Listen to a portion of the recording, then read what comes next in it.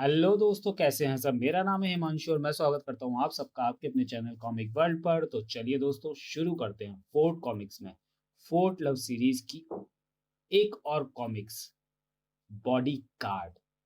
और इसके लिए भी मैं बता दूं कि इस पे कवर पेज पे लिखा ही है स्ट्रिक्टली फॉर एडल्ट्स ओनली। तो इसमें कुछ ऐसे सीन, आपत्तिजनक सीन हो सकते हैं जो आपको विचलित करते हैं, तो आप लोगों का सहयोग अनिवार्य है। तो चलिए दोस्तों, शुरू करते हैं। Spy in love.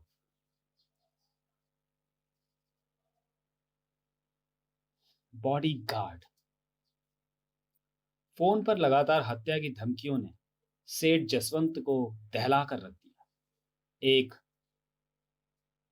अदद नागरिक की हिफाजत के लिए भारत सरकार ने सीआईडी पुलिस का दस्ता उसके 20 एकड़ में फैले फार्म हाउस पर तैनात कर दिया, जिसकी अगवानी एक निर्भीक काबिल यंग ऑफिसर इंस्पेक्टर विक्रम को सौंपी गई।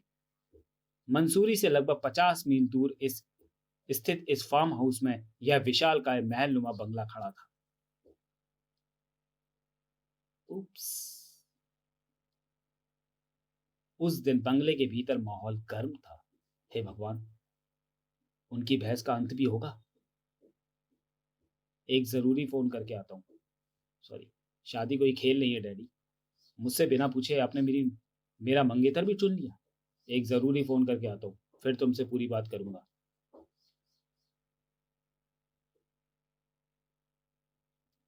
ईशा अपनी छोटी बहन संजना की शादी के सिलसिले में यहाँ आई थी। संजना, ये अचानक अंबानी से शादी का विचार कैसे बना लिया? तुम तो प्रशांत से प्यार। नाम मतलब दीदी उसका। मेरे प्यार से खिलवाड़ किया उसने। कोई दूसरी लड़की भी है उसकी जिंदगी में। मुझे विश्वास नहीं होता। जरूर कोई गलत फहमी हुई है तुम्हें प्रशांत के बारे में। तभी सेठ जसवंत की सबसे बड़ी बेटी नीलम का प्रवेश हुआ। ईशा, तुम कब आई? कुछ ही देर हुई दीदी। लाजवाब लाजवाब मंगेतर चुना है तुमने।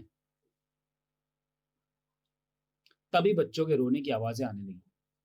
उफ, चैन नहीं लेने देंगे ये बच्चे तो। गेट पर इतने सारे गार्ड क्यों खड़े हैं? क्या तुम्हें नहीं मालूम? ईशा ने सब ईशा ने सिर हिलाकर मना कर दिया। संजना कुछ रुआंसी होकर बोली, डैडी को धमकियां मिली हैं। किसने दी और क्यों? सेठ जसवंत कब उनके पीछे आ खड़े हुए दोनों को पता भी ना चल सका। यह हरकत संजय दत्त की है। उसकी कंपनी के 5 कर्मचारियों की हत्याओं का चश्मदीद गवाह हूं मैं। अगले माह कोर्ट की तारीख में सिर्फ मेरी गवाही उसे उसके कर्मों की सजा दिला सकती है। संजय दत्त ने यहाँ भी कांड कर दिया क्या? आपने पुलिस को क्यों नहीं बुलाया? बताया था। ये सारी सिक्योरिटी सीआईडी की है। धमकियां फोन पर दी गई, इसलिए कोई ठोस सबूत नहीं है। कुछ देर शांत रहने के पश्चात सेठ जसवंत ने आगे कहा, नीलम तो बहुत दूर रहती है। संजना भी कुछ दिनों में ससुराल चली जाएगी। पर तुम्हारे लिए एक बॉडीगार्ड चाहिए ही, इसलिए तुम्हारी मंगनी का दिखावा करना पड़ा।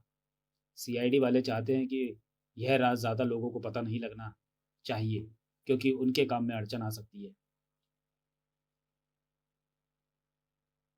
सेठ जसवंत के जाते ही ईशा सब कुछ भूलकर अपने पिता के बारे में चिंतित हो उठी। क्यों दीदी, नकली मंगेतर से नहीं मिलोगी? क्यों नहीं, जरूर। ईशा तेजी से नीचे पहुंची। सुनिए। जी, कहिए। इंस्पेक्टर विक्रम जैसे ही मुड़ा, उसकी नीली आंखें, गठीला शरीर और चेहरे की चमक देखकर,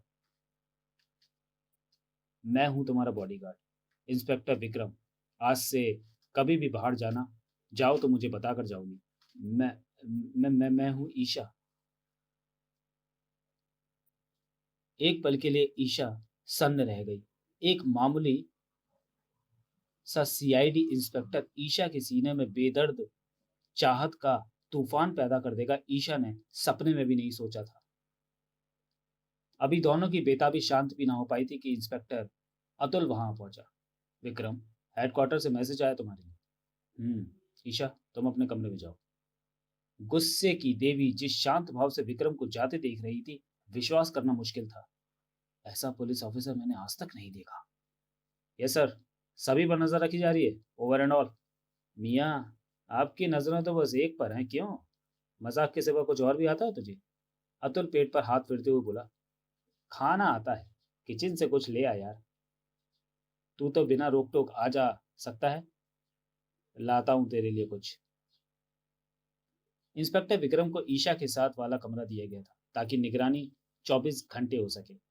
ईशा के आज के प्लान जान लेता हूँ, फिर नहाऊंगा। उसने ईशा के कमरे का दरवाजा खटखटाया। ठक ठक। अभी तो सोने का वक्त भी नहीं है। भड़ाक से दरवाजा खोलते हुए भीतर प्रवेश कर गया। ईशा, ईशा। यहाँ भी नहीं। विक्रम तेजी से गलियारे की तरफ भागा। ईशा मेम साहब को कहीं देखा? कुछ देर पहले ही झील की तरफ जाते देखा था, मुझे बिना बताए। विक्रम बिना समय गवाए झील की दिशा में लपका। ओह, तो मेम साहब नहा रही हैं। उसके खूबसूरत जिस्म को देखकर सारा गुस्सा हवा हो गया था विक्रम का। काश ये मेरे जीवन संगिनी बन पाती। ईशा ना जाने के इन ख्यालों में खोई हुई थी। उसे विक्रम के आने का एहसास तक ना हुआ। कैसे समझाऊं कि मैं तुमसे प्यार करने लगी हूँ। काफी देर तक नहाने के पश्चात ईशा अपने वस्त्रों की ओर बढ़ी। तुम? जी हाँ, मैं। कोई एतराज? लाश से सिर झुका लिया ईशा ने। किसी लड़की को नहाते हुए देखना कहाँ की शराफत है। विक्रम, शराफत तो नहीं पर ड्यूटी तो है। क्या मतलब? विक्रम के भावों ने थोड़ा क्रोध भराया। संजय दत्त कोई मौका नहीं चूकता, और तुम बिना बताए इतनी दूर। अब तो ईशा भी तमतमा उठी। यानी मैं कैदी हूं अपने ही घर में? और ईशा ने एक तेज झटके के साथ विक्रम के हाथ से तौलिया खींच लिया। ईशा का गुस्सा और चेहरे पर बिखरी जुल्फों ने उसे और भी हसीन बना दिया था। कोर्ट के फैसले तक तुम मेरी हिफाजत में हो, समझी? बड़े प्यार से विक्रम ने उसके चेहरे पर उतर आई जुल्फों को पीछे ढकेला। आज कहाँ जाना है तुम्हें? कहीं नहीं, शाम को डैडी ने अंबानी को सपरिवार डिनर पर बुलाया है। बात तो विक्रम ईशा से कर रहा था, पर नजरें किसी भी खतरे से निपटने को तैयार थी। कल सुबह मुझे मसूरी जाना है, डांस की क्लास है। कौन सा डांस सीख रही हो? ईशा मुस्कुराते हुए बोली। कत्थक। कत्थक सीखती हूँ, छोटे कत्थक सिखाती हूँ छोटे बच्चों को। यहाँ से मसूरी काफी दूर है, इसलिए वहीं फ्लैट में रहती हूँ। कुछ क्षणों की चुप्पी को ईशा ने भंग किया। कैसे बॉडीगार्ड हो? जिसकी हिफाजत कर रहे हो उसके बारे में कुछ नहीं जानते? विक्रम की बात सी नजरें अपने पराए सभी को गौर से देख रही थी। जल्दी चलो, ध्यान रहे, बंगले के बाहर मुझे बिना बताए कदम नहीं रखना। दोनों अपने अपने कक्ष की ओर बढ़ गए।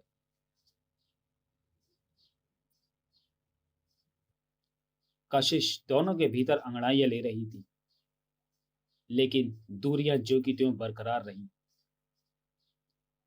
7 बजे साय। संजना तैयार नहीं हुई? नहीं दीदी। संजना, आज मायूसी दिख रही। मैं जानती हूँ प्रशांत को तुम भूल नहीं सकती। दीदी, मुझे इसके बारे में कुछ नहीं सुनना, बस। फिर संजना ने कपड़े पहने।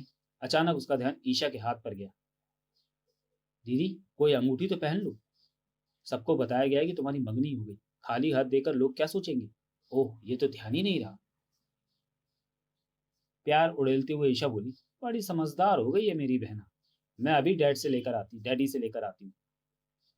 डैडी से नहीं, अंगूठी तो मंगेतर ही पहनाएगा।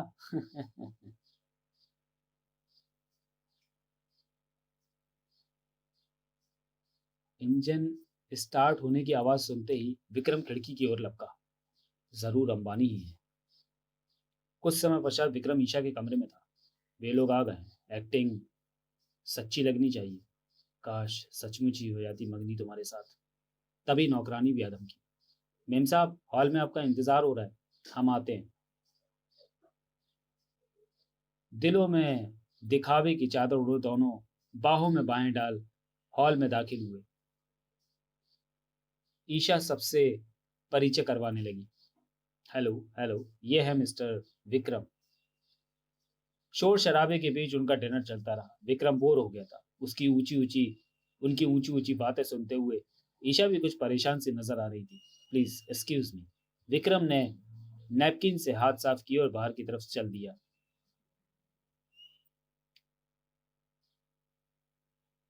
अंधेरे में भी आसमान सोने की तरह चमक रहा था। पैसा पैसा पैसा, और कोई बात ही नहीं है इनके पास। ईशा भी विक्रम के पास आकर बैठ गई। अरे तुम बाहर क्यों चली आई? इतनी नफरत है मुझे अंबानी से। ईशा ने बात बात को आगे बढ़ाया। उसे संजना से नहीं, उसके पैसे से प्यार है। लेकिन वह तो पहले ही लखपति है। हाँ, अब वह करोड़पति होना चाहता है। ये तुम कैसे कह सकती हो? धीरे धीरे वह सभी कड़ियों को खोलती चली गई। मेरे करीब आओ। I love you Isha. मुझ पर ऐसा फिदा हुआ कि नशे में अपना राज भी बता दिया। ईशा, मुझसे शादी करके तुम रानी बनकर रहोगी। रानी? वो कैसे? मेरे भाई से मेरी शर्त लगी है, जो पहले 5 करोड़ रुपया जमा करेगा पूर्वजों की हवेली उसी की होगी। विक्रम ने विस्तार बड़े गौर से सुना। तुम संजना को सच्चाई क्यों नहीं बता देती? जब से उसने प्रशांत की बाहों में दूसरी लड़की देखी है, वो उसके बारे में कोई बात ही नहीं करना चाहती। खैर छोड़ो, जाकर आराम करो, सुबह डांस क्लास के लिए भी जाना है। लेकिन ईशा और भी हजारों बातें करना चाहती थी विक्रम से। चलो, थोड़ी देर छत पर बैठेंगे। विक्रम कुछ कह रहा था उससे पहले ही। ओहो, चलता हूँ, खींचती क्यों हो? न जाने कौन सी अनजानी कसक इतना करीब ले आई थी उन्हें। बातों बातों में कब एक दूसरे के आगोश में समा गए, उन्हें ध्यान ही नहीं रहा। ओह विकी, आई लव यू। अगले रोज विक्रम तैयार होकर जा ही रहा था कि पीछे से गुस्से से बौखलाए सेठ जसवंत के कर्कश स्वर सुनाई पड़े। कहाँ गायब थे रात भर? तो मैंने 2 बार नौकर तुम्हारे कमरे में भेजा, पर तुम। ऐसे हिफाजत होगी मेरी बेटी की? उसे कुछ हो जाता तो? चुपचाप सुनने के सिवाय कुछ कर भी नहीं सकता था। कैसे बताऊं उसे? अपनी जान से ज्यादा संभाल कर रखा रात भर मैंने। शोर सुनकर ईशा दौड़ी आई। डैडी क्यों चिल्ला रहे हो? सारा घर जाग जाएगा। मैं बिल्कुल आराम से थी। अब तो नीलम भी आ पहुंची थी। क्या हुआ डैडी? कुछ नहीं है, नौकर कोई काम ढंग से नहीं करते।